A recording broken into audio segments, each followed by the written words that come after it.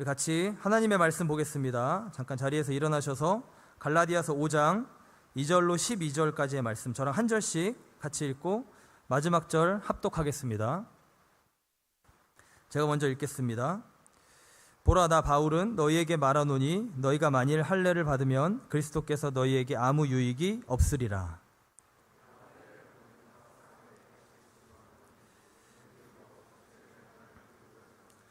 율법 안에서 의롭다 함을 얻으려 하는 너희는 그리스도에게서 끊어지고 은혜에서 떨어진 자로다. 그리스도 예수 안에서는 할례나 무할례나 효력이 없으되 사랑으로서 역사하는 믿음뿐이니라.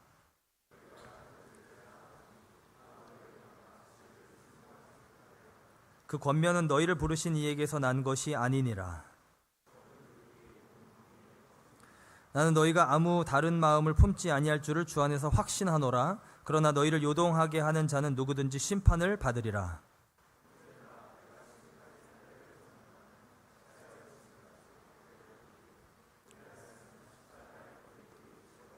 함께 읽겠습니다.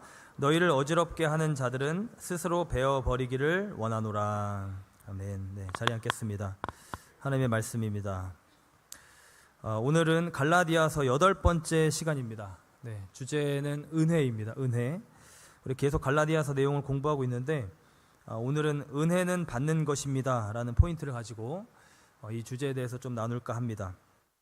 현대 사회에서 제가 작년 9월에 한 8년 만에 한국을 갔어요. 네, 그 한국에 가서 제가 이렇게 막 뭐 많은 곳을 돌아다니지 못했는데 제가 그 컨퍼런스 참석차 갔던 거기 때문에 그 지하철도 이제 타고 왔다 갔다 하고 돌아다니는데 제가 마지막에 있었던 그 2016년도 그때는 사실 결혼식만 올리려고 잠깐 간 거기 때문에 2014년도가 사실 마지막 한국의 그 삶이었거든요. 근데 그때에 비해서 거의 한 10년이 지났잖아요. 근데 뭔가 그 분위기가 다르더라고요. 서로 간에 더 뭔가 무관심해진 것 같고 주변에 누가 뭐 이렇게 엎어지거나 뭘 흘려도 이렇게 보지도 않고 다 이렇게 다 스마트폰에 이렇게 이어폰만 꽂아서 혹은 그 블루투스로 이렇게 보고 있는 그런 정말 전부 다 그러시더라고요. 그래서 그런 모습을 보면서 제가 약간 조금 마음이 이렇게 약간 좀 슬펐어요. 각박한 그런 마음.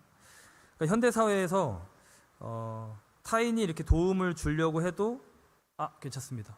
도움을 주는 게 아닐 수 있기 때문에, 그죠? 특히 지하철에서 말 거는 분들은 조금 조심스럽잖아요. 그러니까 괜찮습니다 하면서 받지 못하는 모습을 종종 봅니다.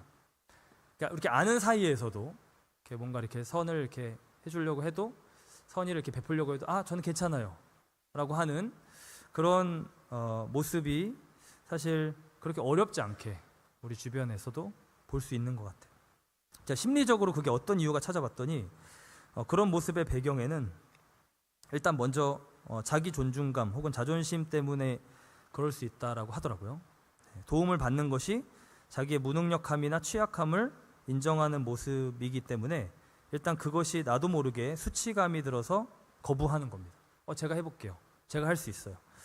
또 두 번째로 회피형 애착 이론이라는 게 있더라고요. 그러니까 어린 시절에 주 양육자에게 부모님이나 주 양육자에게 이렇게 정서적으로 일관된 지지를 건강하게 받지 못한 사람은 자기가 도움이 필요하다는 사실을 오픈하는 것이 꺼려진다는 거예요.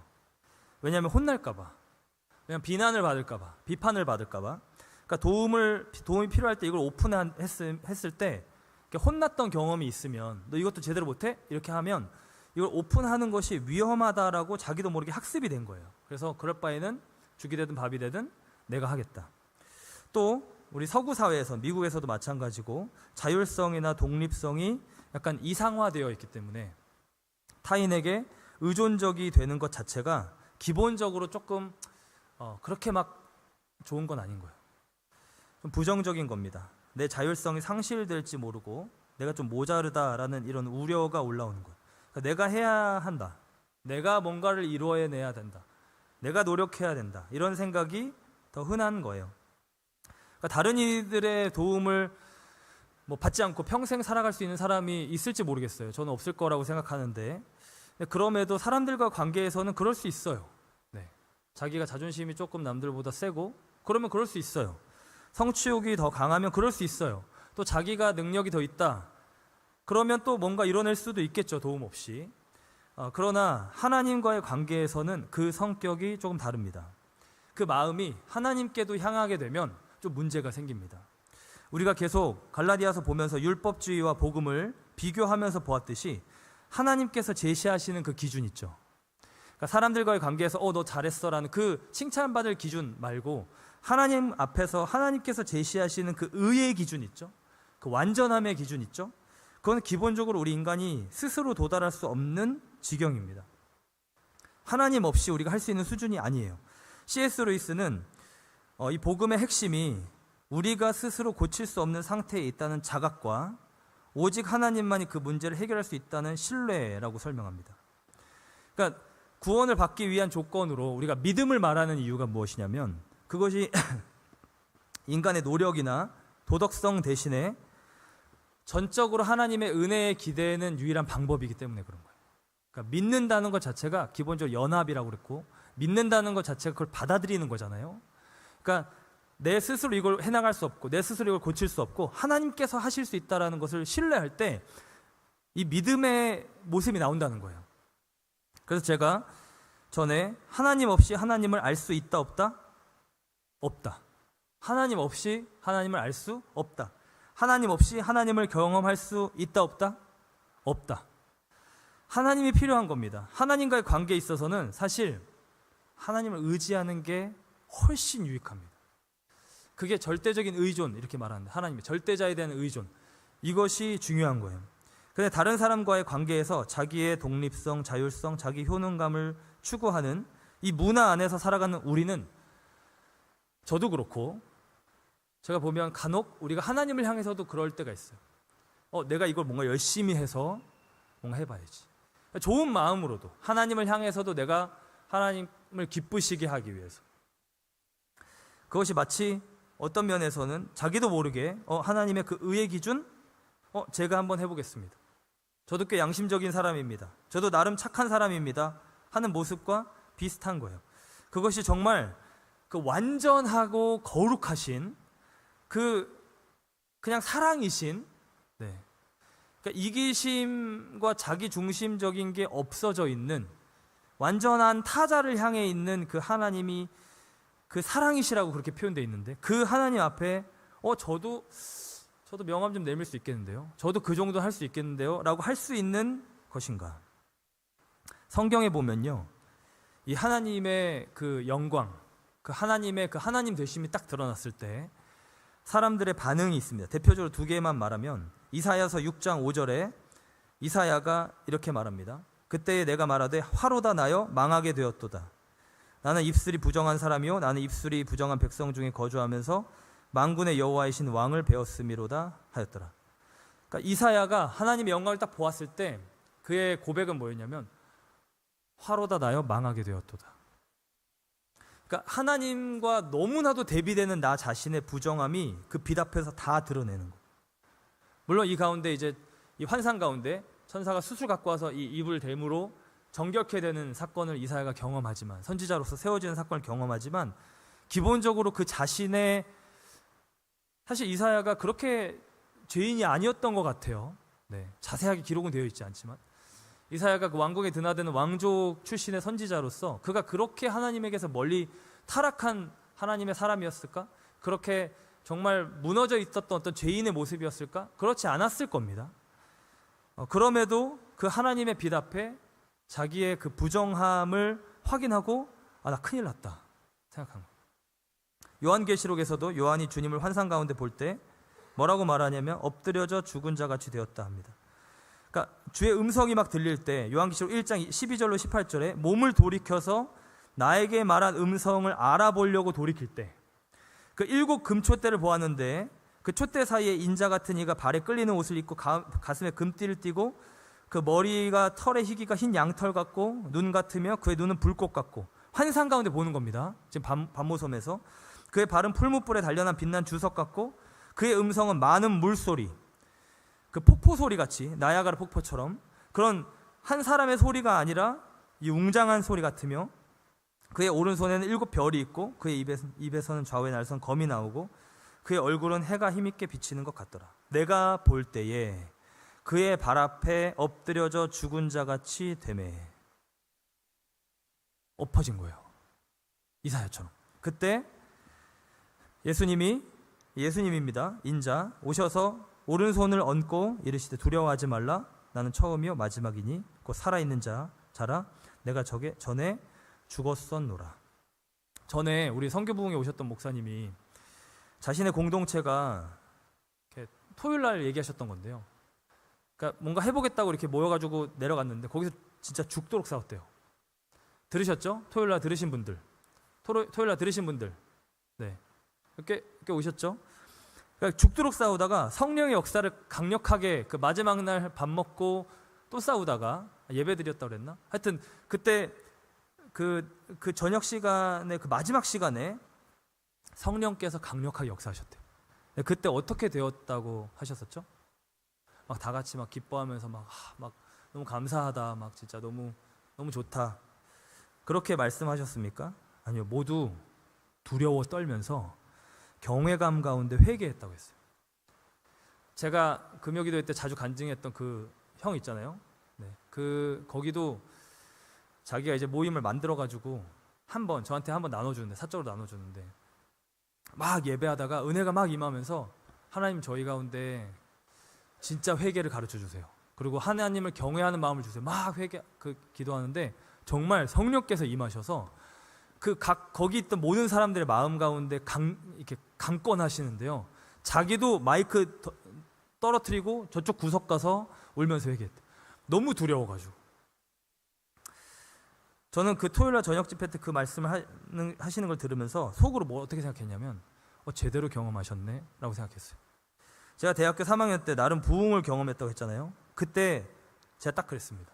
와, 성령 받았다, 막 나는 하나님의 자녀다, 막 나는 주님의 친구, 막 그냥 마냥 내게 능력 주신 자 안에서 내가 모든 걸 다 할 수 있다, 신난다, 마냥 그런 게 아니었어요. 정말 세상에 이런 기쁨이 있구나 싶은 그런 기쁨을 경험했지만 마냥 그게 다가 아니었어요. 정말 통회하고 자복하고 회개하는, 그냥 모이면 우리 이제 형제들끼리 저희 집에 저희 그 거실에서 같이 기도하고자 하는 형제들 한 4-5명이 거의 매일 밤 모였는데, 모여가지고 기도할 때마다 회개하는 거예요. 어제 회개 그렇게 하고 그 다음날 모여서 뭘 그렇게 회개할 게 또 있는지 모르겠는데 또 회개가 터지는 거예요. 회개를 안 하고 못 자겠는 거예요. 그 깊은 경외함이 임해서 하나님 앞에 기도할 때 그냥 편하게 그렇게 대충 기도를 한 적이 없었어요. 그때 기도 하나하나가 막 너무 힘들어요. 기도하고 나면 너무 배고파. 그러니까 진짜 이렇게 뼈가 녹는 것 같아. 너무 힘들게 기도해서 진짜 하나님을 대면하는 것 같았고, 그분의 영광과 위엄이 감당할 수 없을 만큼 크다고 느꼈기 때문에.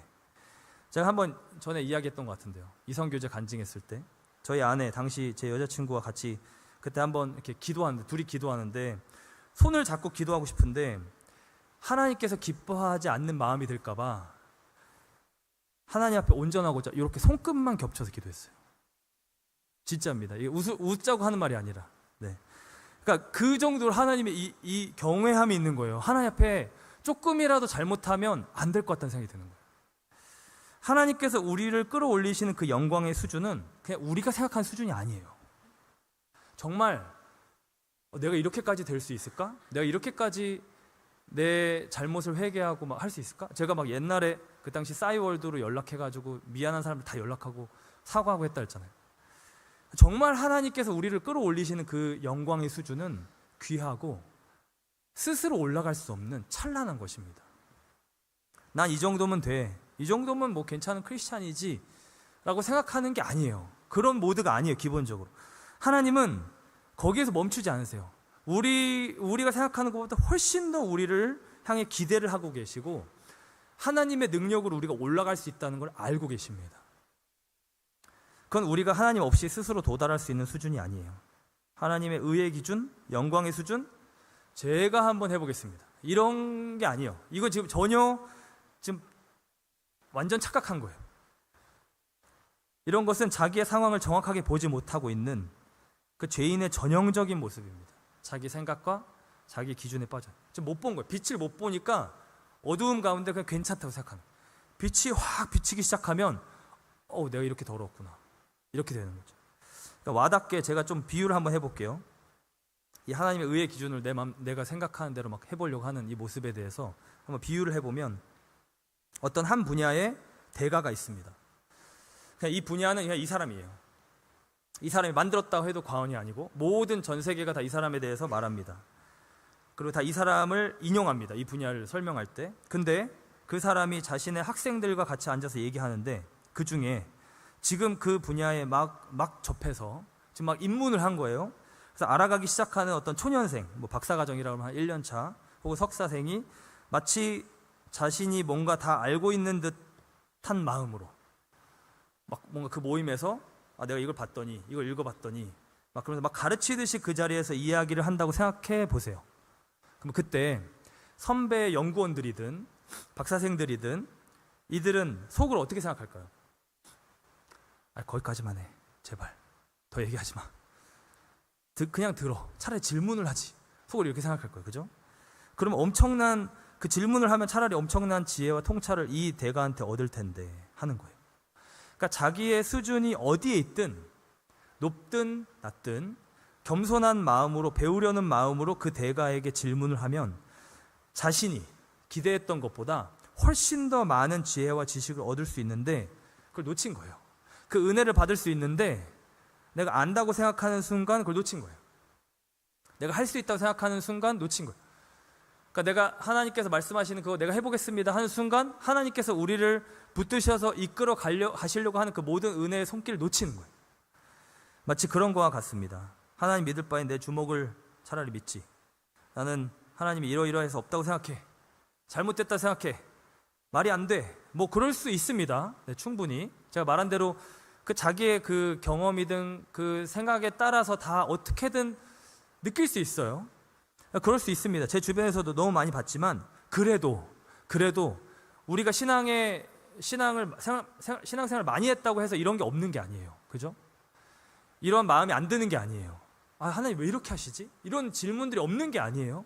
근데 우리가 처음 예수 믿기 전이든 즉 예수를 믿은 지 오래됐을 때이든 이러한 생각들이 말이 안 되는 것 같은데 이거 왜 이러시지? 이렇게 생각이 들지 몰라도 마음 한켠에 그 자기의 그 확신을 누를 수 있는 어떤 겸손이 진짜로 있기만 한다면 그것이 문을 열어서 하나님의 은혜를 받게 만들 겁니다.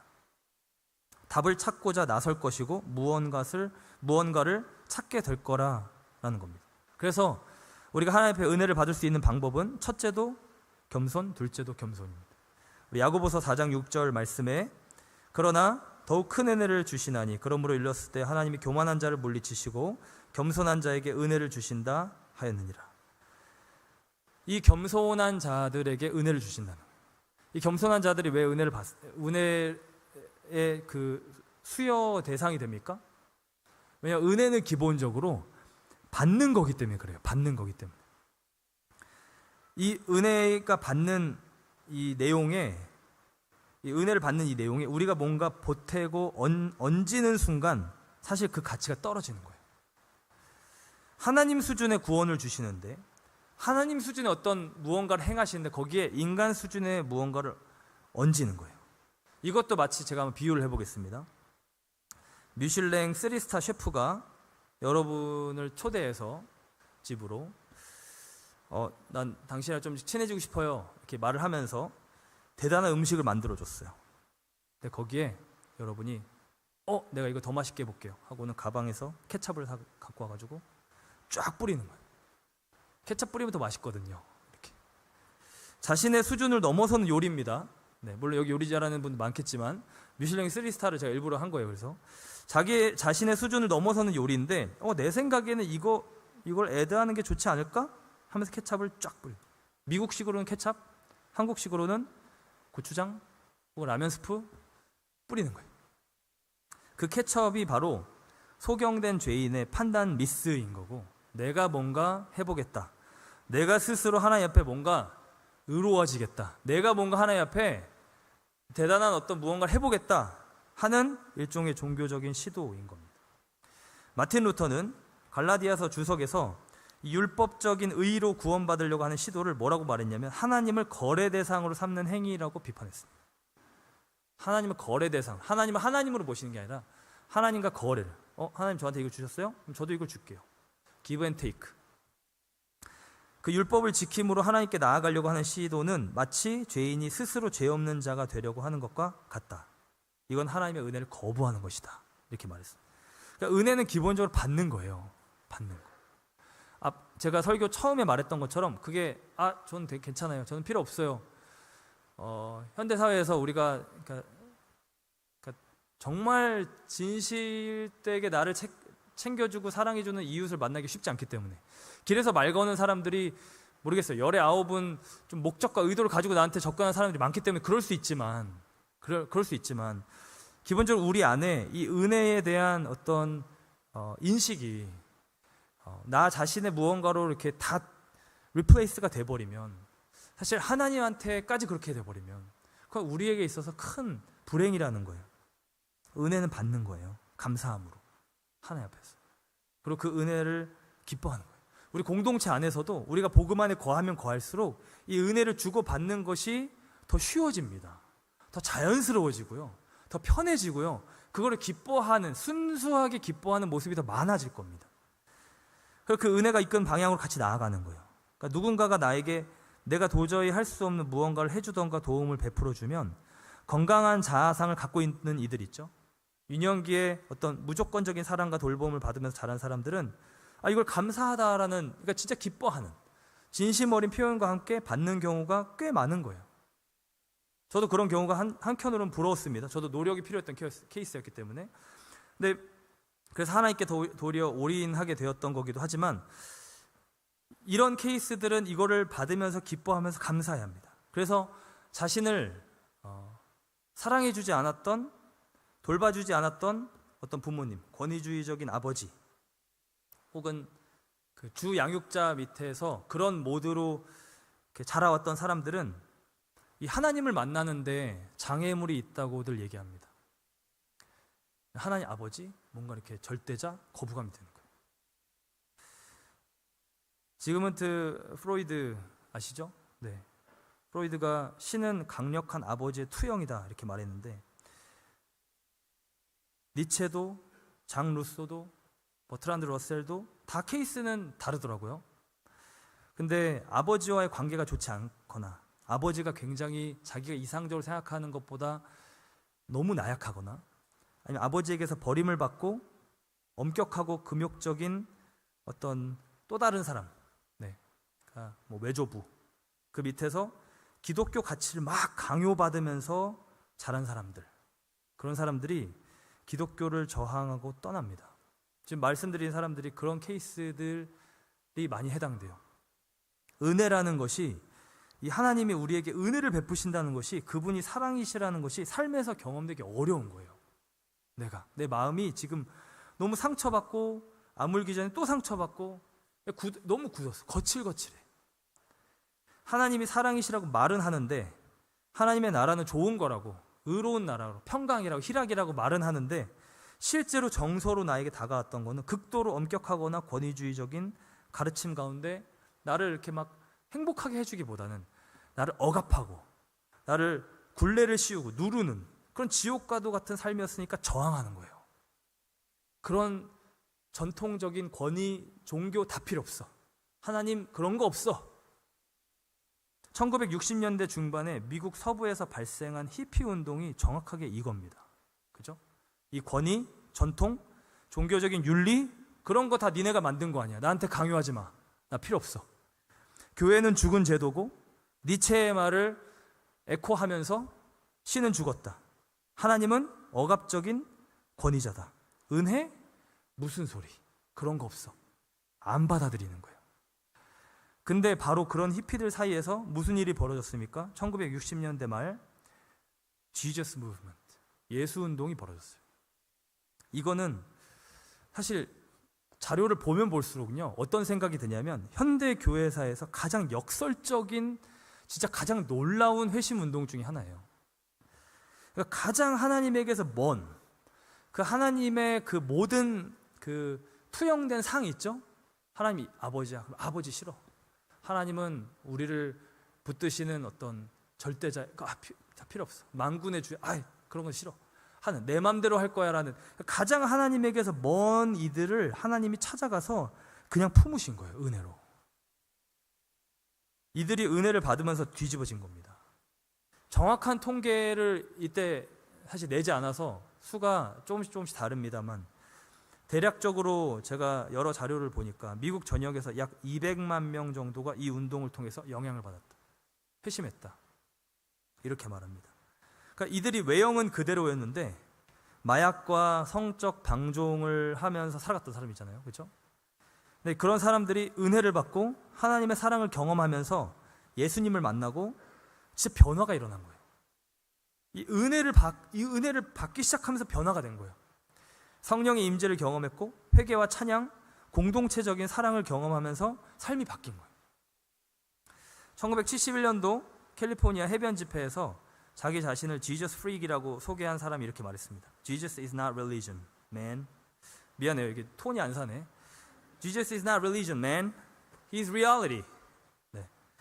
그러니까 회피들이 자기 스스로를 회심한 이후에 Jesus freak이라고 불렀어요. 자기를 Jesus freak. 나 Jesus freak이다.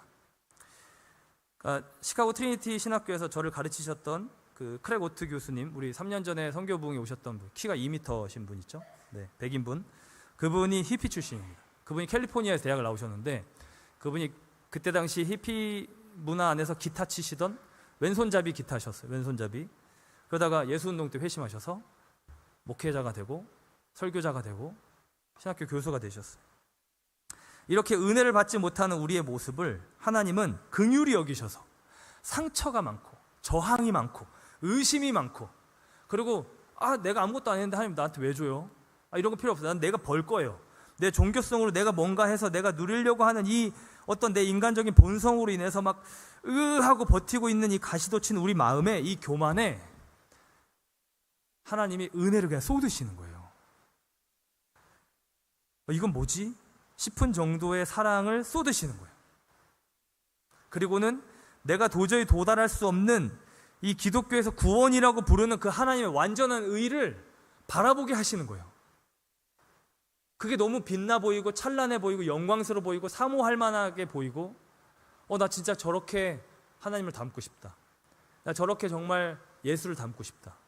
나 저런 진짜 신앙인이 되고 싶다. 하나님 나에게 은혜를 주세요. 이렇게 되는 거예요. 우리를 정말 하나님의 자녀다운 모습으로 변화시켜 가시는 거예요. 그 은혜로 말미암아. 은혜가 부어질 때 하나님에 대해서 저항이 있고 거부감이 있던 우리의 마음이 바뀌게 되는 거예요. 은혜로 말미암아 믿음으로 구원을 받는 거예요. 행위에게서 난 것이 아니에요. 왜냐하면 우리가 자랑할 것이 없는 거예요. 내 자신의 뭔가를 주장할 게 없는 거예요. 내가 이렇게까지 어려서부터 율법을 지키고 어려서부터 기독교의 모든 걸 다 따르고 어려서부터 내가 이걸 다 봉사했기 때문에 하나님 나를 사랑하셔가 아닌 거예요. 우리가 스스로 고행하고 수련해서 이 단계의 구원에 이르는 게 아닙니다. 우리가 사랑방 나누면서 지금 계속 해왔던 어떤 율법을 지켜서 되는 게 아니라 그걸 내가 뭔가 내 몸으로 행해서 되는 게 아니라 그 종교적인 표식, 그 할례와 같은 무언가를 내가 해서 되는 게 아니라 우리 마음에 그 할례가 임해요. 이 마음에 굳어져 있는 마음들이 제거되는 것, 그것이 하나님 원하시는 진짜 할례잖아요. 그 하나님의 마음에 은혜가 임할 수 있도록 돼야 되는 거예요. 그래서 이 마음이 중요한 거예요. 할례를 그래서 마음에 할지니 한 겁니다. 로마서 2장 29절에 오직 이면적 유대인이 그 속 안의 유대인이라는 거죠.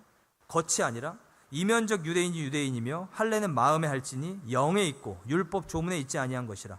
그 칭찬이 사람에게서가 아니요 다만 하나님에게서니라. 그 마음에 있는 겸손, 그걸 말하는 겁니다. 하나님의 은혜를 받기에 합당한 그 어떤 마음의 상태, 그걸 말하는 거예요. 아이들의 살갗 만져보신 적 있습니까? 우리 저희 딸 주아 이렇게 안으면요 이렇게 몽실몽실해요. 몽실몽실. 물론 모든 아이들이 다 그렇진 않지만 살이 좀 있어야 되죠. 말랑말랑합니다. 여기에 조금만 이렇게 탁 대도요 상처 탁 나요. 그러니까 그렇지만 이제 그 손으로 일하시는 분들, 뭐 우리도 운동하는 친구들 보면 여기 굳은 살 베겨 있잖아요, 그죠? 여기는 뭔가 이렇게 반으로 찔러도 괜찮아요. 그러니까 우리의 마음이 우리 마음이 이런 어린아이 같은 마음이 되어야 된다는 거예요. 하나님께서 뭔가 말씀하실 때 거기에 바로바로 반응하는, 살아있는 상태, 죽어있는 상태가 아니라 마음의 할례가 되어서 그 은혜를 받는 겸손하고 가난한 심령, 하나님을 경외하면서도 또 가까이 나아가고 싶어하는 의존적인 그 어린아이 같은 순전한 마음, 그걸 통해서 우리는 은혜를 받는 거고, 그걸 통해서 우리는 하나님을 만나는 거고, 그걸 통해서 우리는 구원에 이른다는 거예요. 하나님으로 말미암아 하나님을 알게 된다는 거예요. 철학자 알빈 플랜팅가라는 분이 있습니다. 이분이 그 노틀담 대학에서 평생 가르쳤던 분석 철학자인데 이렇게 말했습니다. 하나님이 자신을 계시하신 방식, 곧 믿음을 통한 인격적 관계, 이것은 단지 비합리적인 신념이 아니라 오히려 인간의 인식 능력과 존재론에 가장 부합하는 방식이다. 그러니까 우리 인간의 인식 능력에 한계가 있어서 하나님 수준에 이르지 못한다는 거예요. 하나님이 이거를 해야 된다라고 하는데 그걸 인식하지 못한다는 거예요. 존재론적으로도 하나님과는 너무 큰 격차가 있어서 우리가 스스로 벗어날 수 없는 죄와 악의 문제를 갖고 있기 때문에 그분의 선함에 이르지 못한다는 거예요.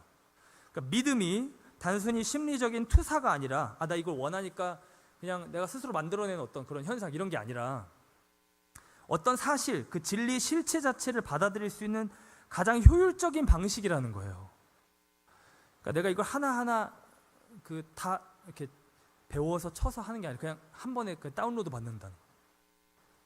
인간의 고행과 자력 수련은 스스로 구원에 이를 수 있다는 자기 의존적 패러다임에 기반하지만 내가 스스로 구원에 이를 수 있다 하는, 내가 고행하고 자력으로, 내 힘으로, 자기 의존적, 내 스스로 의존하는 패러다임에 기반하지만 복음은 뭐라고 말하냐면 그것이 불가능하다라고 말한다는 거예요. 그리고 대신 복음은 인간이 도달할 수 없는 그 하나님의 거룩함을 하나님 스스로가 내려오심으로, 우리에게 내려오심으로 해결하셨다라고 선언한다는 겁니다. 그래서 플란팅가는 바로 이것, 복음이 행한 것, 이것이야말로 그냥 믿음으로 하나님께 우리에게 주시려고 하는데 이걸 우리가 받아들이는 거, 이 자세예요. 이게 믿음. 이거 주시는 게 은혜입니다. 그죠? 은혜로 말미암아, 은혜 안에서 믿음으로 말미암아 구원에 이르. 이걸 받으려면 내 스스로 내가 해볼 거예요라고 이거 필요 없어요 하는 이 마음이 없어져야겠죠. 그러니까 겸손이 필요한 거예요. 가난한 마음이 필요한 거예요. 이걸 받아들이는 이 마음, 이 믿음, 이걸 통해서 하나님과 우리가 연결된다는 거예요. 그 하나님의 무언가가 우리한테 임하게 된다는, 하나님의 영광이든 하나님의 은혜든 하나님의 수준의 어떤 의의 기준이 우리 가운데 부여된다는 거예요. 그러니까 이것이야말로 하나님과 우리 인간 사이의 존재론적 격차, 그분은 신이고 우린 인간이니까 이 격차를 해소할 수 있는 유일하고 완전한 방식이며 인간의 종교성과 방법론적인 시도, 그것은 그 앞에서 무력해질 수밖에 없다, 이렇게 말했습니다. 대체 뭔 말입니까? 아까 제가 미슐랭 3스타 음식으로 비유를 했는데 다시 그걸로 말해볼게요. 한마디로 말하면 내가 도저히 그 음식을 못 만든다는 거예요. 그러니까 내가 똑같이 만들어 보려고 하지 말고, 거기에 내가 뭐 얹어서 하려고 하지 말고, 나에게 그 음식을 제공해주는 그 좋은 셰프의 마음을 깨닫고 그 사람과 인격적으로 만나서 대화하고 그 음식을 즐겁게, 기쁘게 받아 먹으라는 거예요. 그걸 즐기라는 거예요. 나와 그 사람과의 음식 실력의 격차를 해소할 수 있는 가장 좋은 방법이, 나는 그 실력이 안 되지만 그 음식의 수준을 누릴 수 있는 방법이 있다는 거예요. 그 음식의 맛을 볼 수 있는 방법이 있다는 거예요. 그건 내가 열심히 노력해서 막 혼자 해보겠다, 모르겠어요. 음식은 그럴 수 있을지 몰라요. 그렇지만 이 비유에서 한계니까 이해해 주세요. 그 셰프를 믿고 그 음식을 받아들이는 것, 그거라는 거예요. 그러면 내가 그 음식의 맛과 수준을 누릴 수 있다는 거예요. 나도. 우리 안에 마음이 만약에 됐어, 나도 할 수 있어, 지금 얼마나 대단하다고, 여기 뭐 넣은 거 아니야? 어떻게 믿어? 라는 이런 마음이 아니라, 그렇죠? 이렇게 막 가시돋쳐서 하나님 진짜 맞아요? 약간 이런 마음이 아니라 그 놀라운 사랑과 은혜를 받으라는 거예요. 히피들처럼 자신의 상처나 생각이나 그 저항정신, 막 자기의 불만, 막 집에서 아빠한테 엄마한테 학대받았던 거 막 다 덧칠해가지고 하나님께 덧칠해서 하나님 이런 분인 것 같아, 이런 분이야 확실해, 그 하나님을 이상하게 왜곡하지 말고 성령이 말씀 가운데 그 하나님을 나한테 계시할 때 그거를 받으라는 거예요. 받으라는 거. 그걸 받으라는 거예요. 그거를 향해서 마음을 열라는 거예요. 그건 좋은 거라는 거예요. 그분은 좋은 마음으로, 정말 선한, 지극히 선한 마음으로 우리에게 은혜를 베푸신다는 거예요. 그걸 누리라는 겁니다. 오늘 본문 2절 말씀부터 4절까지 그 얘기를 하는 겁니다.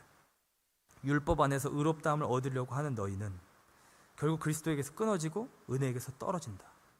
우리가 성령으로 믿음을 따라, 성령의 감동으로 믿음을 따라 이 의의 소망 붙는 것을 기다리노니 그러므로 그리스도 예수 안에서는 할례나 무할례 소유력이 없으되 내가 뭐 이거 해보고 저거 해보 이게 아니라 사랑으로서 역사하는 믿음뿐이니라.